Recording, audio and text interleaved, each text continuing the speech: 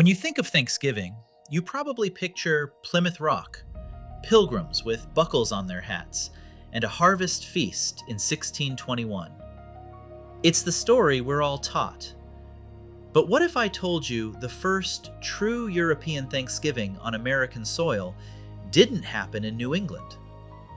What if it happened decades earlier in the deserts of Texas? Today, we are looking at how the Lone Star State claims the holiday's origins, how a Texas governor once caused total chaos by celebrating two Thanksgivings, and why football and tamales are just as holy as the turkey itself.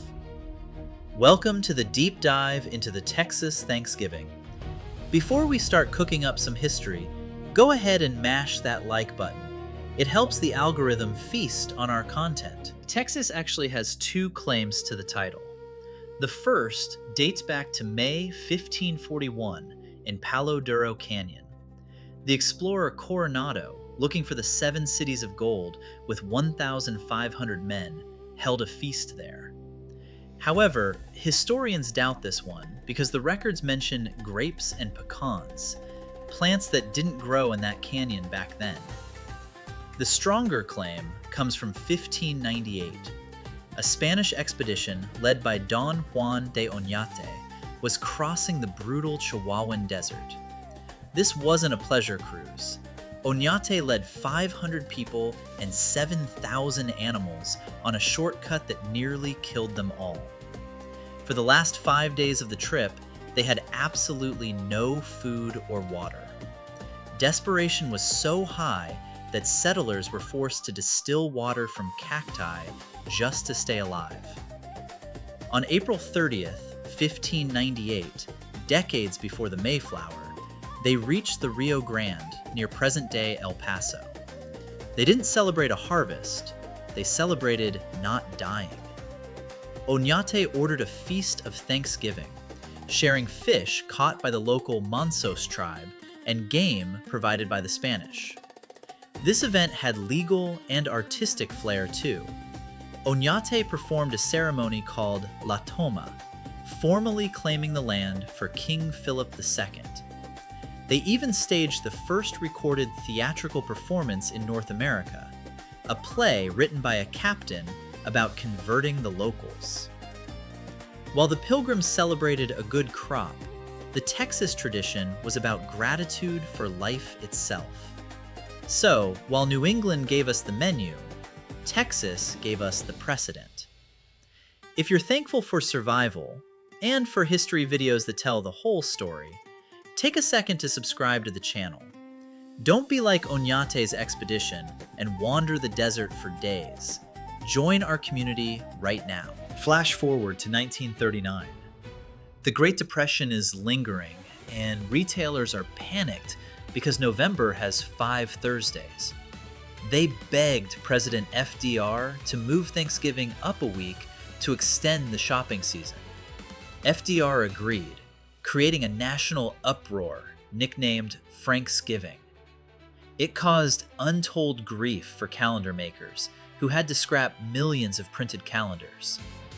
The country split on which date to observe, but in Texas, Governor W. Lee "Pappy" O'Daniel, a flower salesman turned politician who rose to power on hillbilly music, decided to do things the Texas way.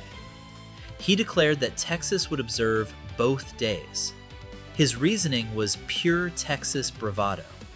He famously said, "The citizens of Texas have so much for which we should be thankful, we can very well observe 2 days of Thanksgiving." It sounds nice, but it was a disaster. State offices were open when federal offices were closed. Families couldn't reunite because schools in different districts picked different dates. It even threatened the sacred University of Texas versus Texas A&M football rivalry, confusing alumni on when to travel for the game. Texas didn't fully align with the federal calendar until 1957. Once the date was settled, Texans found a new religion: football. The Dallas Cowboys playing on Thanksgiving was a calculated risk by General Manager Tex Schramm in 1966. He wanted national attention, and despite fears that fans wouldn't show up on a holiday, 80,000 people packed the stadium. The NFL actually tried to take the game away. In the mid-70s, they let the St. Louis Cardinals host instead. It was a total failure. Ratings dropped, and the Cardinals lost both games. The league realized their mistake and gave the tradition permanently back to Dallas in 1978.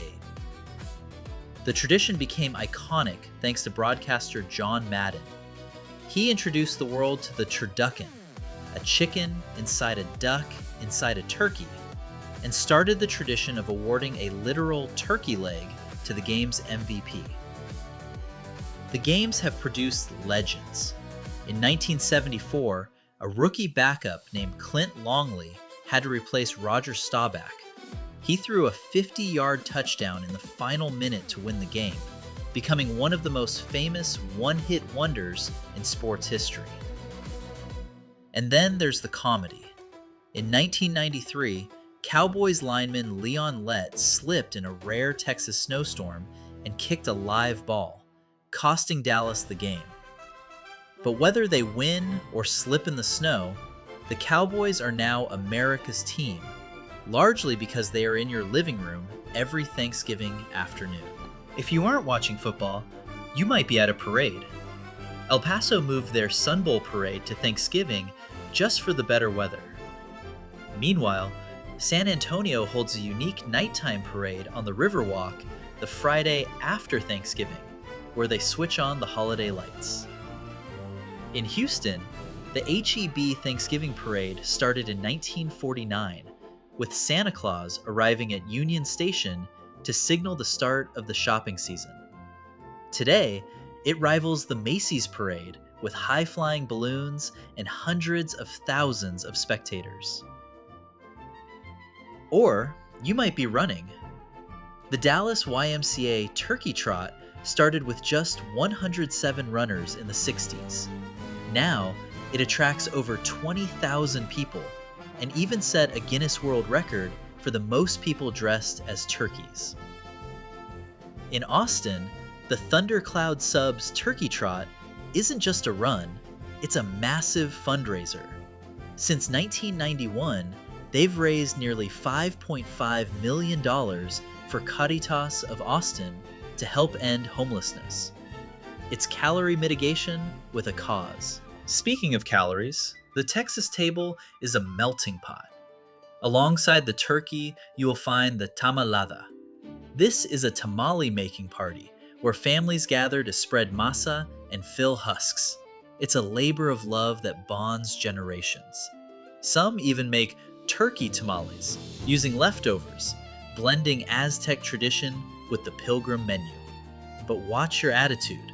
Folklore says if someone with bad vibes enters the kitchen, the tamales won't cook properly. European immigrants left their mark too. In the Hill Country, it's common to find German smoked sausage right next to the turkey. And for dessert, the world-famous deluxe fruitcake from the Collins Street Bakery in Corsicana, which ships millions of pounds of cake globally every year. Finally, there's the spirit of giving. In San Antonio, the Raul Jimenez Thanksgiving dinner feeds over 25,000 seniors who would otherwise be alone. It takes military-grade logistics to prepare 550 turkeys for one of the largest charity meals in the country. From the banks of the Rio Grande in 1598 to the 50-yard line in Dallas, Texas has created a Thanksgiving that is loud, independent, and totally unique. It's a holiday that honors survival, resists federal rules, and blends cultures into one delicious feast. So this year, whether you're having turkey, tamales, or turducken, remember the history behind the heat. If you enjoyed this trip through Texas time, please hit that subscribe button and ring the bell so you don't miss our next history lesson. Now I want to hear from you. We talked about tamales and turkey legs, but what is the weirdest or most unique tradition at your Thanksgiving table? Let me know in the comments below. Happy Thanksgiving, y'all. Until next time, stay curious.